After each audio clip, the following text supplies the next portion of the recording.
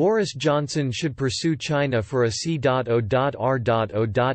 virus compensation package worth £351 billion, according to a leading report into the global health crisis. An investigation by the Henry Jackson Society has concluded China could have mitigated the worldwide economic impact of COVID-19 and indicated there is evidence the Chinese government breached international healthcare responsibilities. The British foreign policy think tank estimates the spread of coronavirus, which has infected more than 1 million people globally, has cost the G7 group of nations including the UK, US and Japan a huge £3.2 trillion.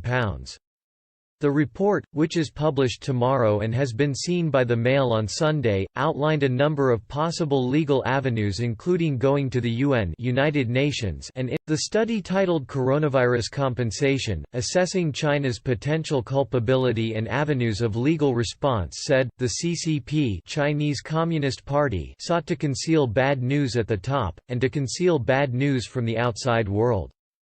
Now China has responded by deploying an advanced and sophisticated disinformation campaign to convince the world that it is not to blame for the crisis, and that instead the world should be grateful for all that China is doing.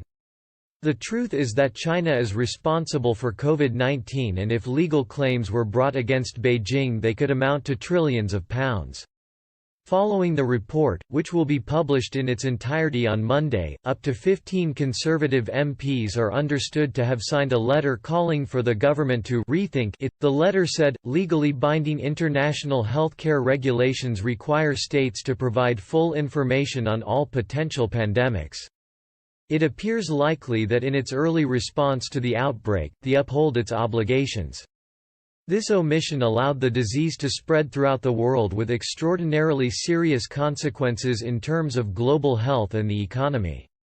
The cost to the UK may be, as a Henry Jackson Society report now suggests, over £350 billion. On the future relationship with Beijing, the letter said, once the crisis has passed, we urge the government to rethink our wider relationship with China. Over time, we have allowed ourselves to grow dependent on China and have failed to take a strategic view of Britain's long-term economic, technical and security needs. The Chinese embassy has declined to comment on the reports. In the UK a total of 4,313 people have died after. The Department for Health confirmed the number of people who died from COVID-19 increased by 708 on Saturday, including a 5-year-old child.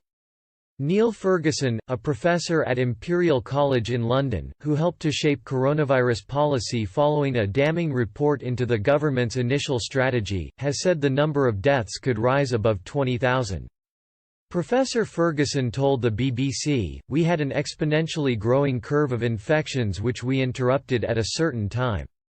We don't have the ability right now to measure how many people have been infected. That will come with antibody tests, and so we are making statistical estimates of that, and those are subject to a certain degree of uncertainty. We think it could be anywhere between about 7,000 or so up to